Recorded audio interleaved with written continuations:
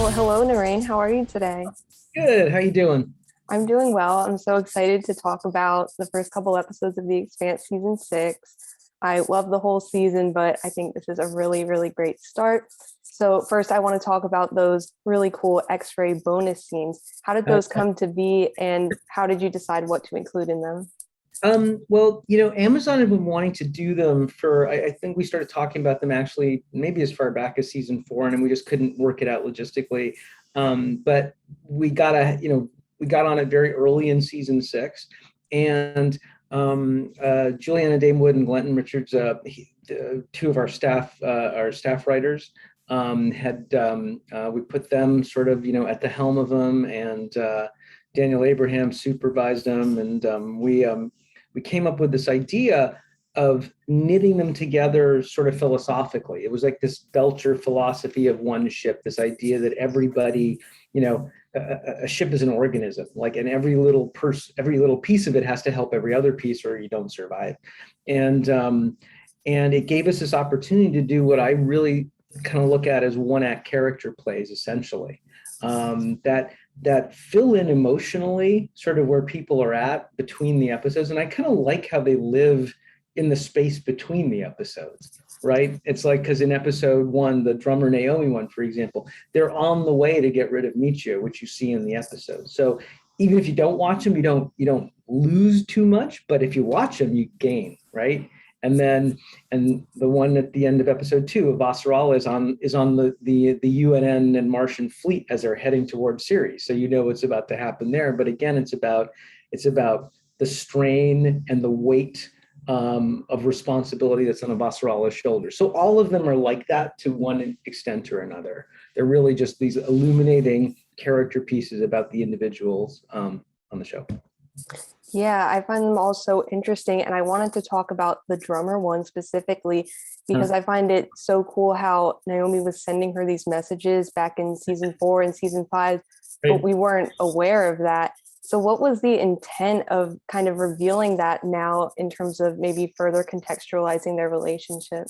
Well, it's funny. We started talking about this one, and I think I asked the question, it's like, well, what have they said to each other?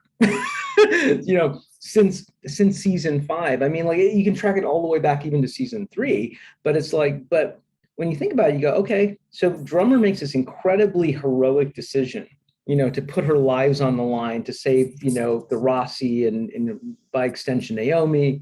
And it really costs her. She loses, her family breaks up. One of them is, executed by Marco. And then the war happens. And so Naomi's somewhere else, Drummer's in Outlaw. The only way they could talk really is not in person. They could only be exchanging messages. What would they say? And surely Naomi said thank you to some extent, right? Or another. But, so and that's sort of like, you sort of like roll it back, like, well, what have they been talking about? And it gave us a chance to go back to that time when they were happy on the Behemoth, right? When in season three, and Naomi's given a happy birthday song, and then, she's on Illis, and they had an argument to set, to kind of set the different, opinions of how Belters, would feel about living on a planet in season four. And then the end of season five, saying thank you for what you did. And it was just an interesting way to sort of like kind of wind the clock back about the relationship. And you've seen the whole season, right? Yes. Yeah, you've seen, so what we're building to in episode five, right? Which is really that moment. And again, with these X-rays, it was a great way to sort of bring a little bit more underneath that, right? So when you're watching it, you can actually get a little bit more out of that last scene. Yeah. And speaking of Naomi, I love that scene in episode two where she kind of freezes up and has that flashback of jumping off the pillow in season five. What was your approach as writers to representing the trauma that she's still facing in season six?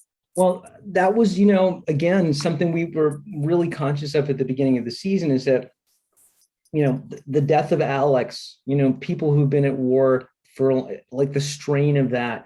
We didn't want to just lose all of those, incredibly hard moments that Naomi had gone through in season five and just say, oh, that's all in the past. It's like it hangs over everybody, right?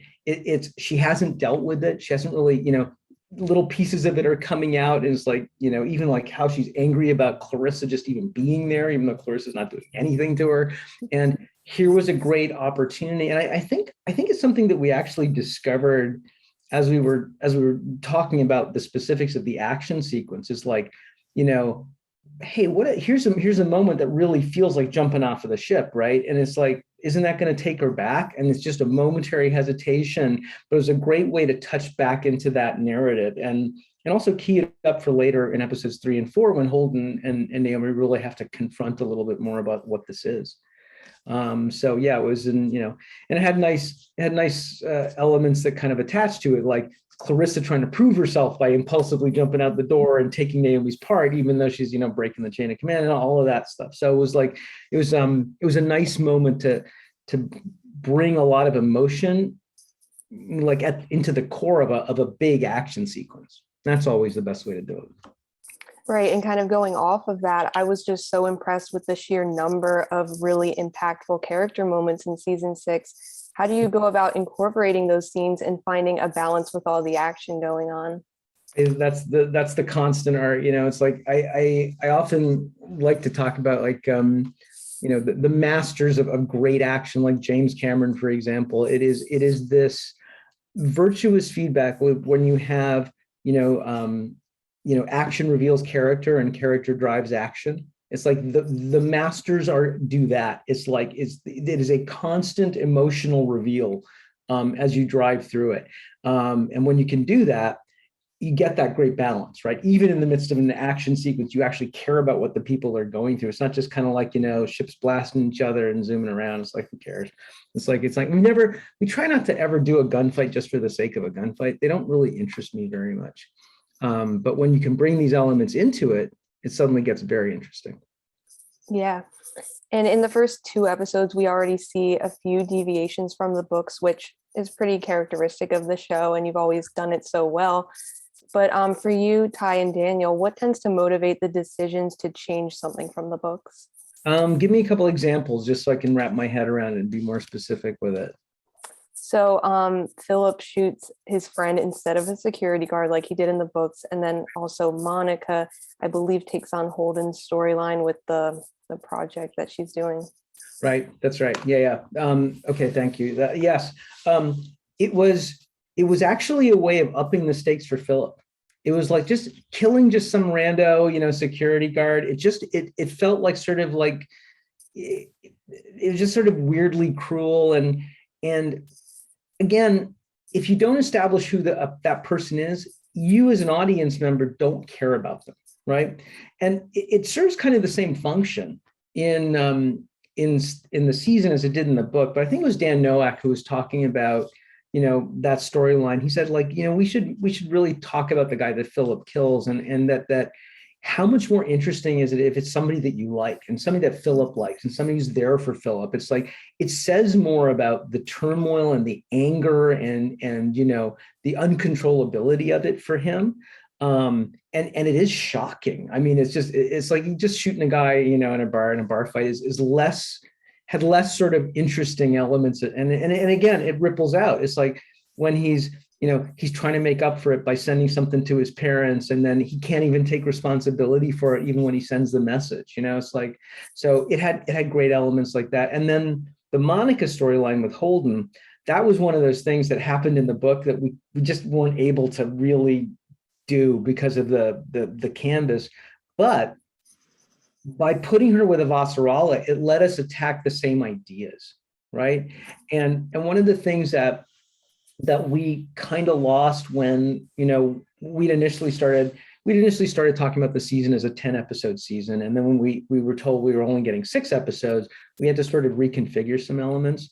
But one of the themes in the book that Ty and Daniel talk about is solving a big problem like tribalism, race hatred, and war. It's not just one thing that has to happen. It has to be like thousands of people everywhere all doing little good things. And so we had storylines, kind of like in the book, where we focused on Prax and we focused on Anna and like individual episodes of big stories. those sort of came out of it. And when we had Monica with Avasarala talking in this way, we realized, okay, here's a way to touch that idea, is putting putting that notion of, killing people is just wrong and bad into the world, and talk about, that winning a war requires you to win, politically as well. It's not just battle after battle. And so you get little pieces of that. You see the sort of the ripple effect of Monica putting those videos out into the world. It has an effect back with Anna, with Prax. And so so it was a way of dealing with that storyline in a slightly different way. And kind of driven by the fact that we had a somewhat smaller canvas to work on. Right. And were there any other difficult decisions you as a group of writers had to make in terms of cutting material from the books? I think those are, I think, that was one of the big ones. And I think what ended up happening with, because of how we did Drummer Story in season 5, we actually borrowed like a third of the storyline of Michio Pa in book 6, but it's sort of folded into Drummer's character. And so that had already been done in season 5. So, there are other changes, I would say, like there's a whole runner on Medina Station, with the guys, putting installing the guns on the ring station in the books. The Strange Dogs storyline kind of replaces that, because they don't go there in the novel. So I think those are really the biggest changes from the novel. Mm-hmm. And as you mentioned before, the death of Alex is another one of those big changes. So you face the challenge of having to get the Rossi a new pilot in season 6. Was Holden always the obvious solution, or did you guys talk about other characters as a possibility? We actually talked about other characters, and because they're there in the book, they have sort of a different crew, right? And so, but the more we started talking about it, the more we realized here's a great way to kind of put our people at the focus of it without introducing tons and tons of new characters. It's like, and there's good reasons for it, right? Because Clarissa's on board the ship. Holden doesn't want to do that. He doesn't want to, sort of make her public. And by having Holden in that pilot's chair, it reinforces the loss of who's not in the pilot's chair. And so that loss hangs over everybody in the show in a very explicit fashion. And it's really, for the first time, I would say, is that Holden just 100% taking on the mantle of captain. It's like he's not like a reluctant hero. He is saying, we're going to do this, right? And that's kind of new for him. And so it was, again, it was kind of an opportunity just to focus all the drama on our core cast. Mm-hmm. And another thing I wanted to mention was I love the inclusion of Nico Sandrani as a non-binary character. Mm-hmm. And with a cast as diverse as this one is, what does it mean to you to have so many people feel seen in the stories that you tell? That all comes back to Tyne Daniel. It's like, they just having people be seen in the story says we all make it out there, as Daniel likes to say, right? It's like, and that's yeah. I think it's one of the things I love about the books. Mm-hmm. And with the door open for so much more after season 6, I have heard about this video game project you guys have going on. What other Expanse spin-offs would you like to see in the future? Yeah, you're right. Yeah, the Telltale thing's could be interesting. Look, there's 3 more books, right? That's really the key, and it's a great epic that's out there. So there's a nice, satisfying ending at the end of season 6, but hopefully we'll get to make the rest of it, because the story has one more big cool act to go. And I don't know. Have you read the other 3 books? I am right about to finish Leviathan Falls. I have like 100 pages left. Okay. Oh my gosh. All right. So yeah. So yeah. So Alcon Television has talked about doing it. The studio. There's no firm plans for anything yet, but it's definitely something that we would all love to be a part of, and I think it would be it would be kind of amazing to be able to do that with a series like this. It could be fun. Hopefully we'll get a chance. Yeah, I'm hoping as well we get to see the final three books and hopefully a lot more. So, well, thank you so much for talking today, Naren. I really appreciate it. And best of luck to you. I hope you have a good rest of your day. Happy holidays, happy New Year, and thanks for doing this and enjoying the show. Yes, thank you.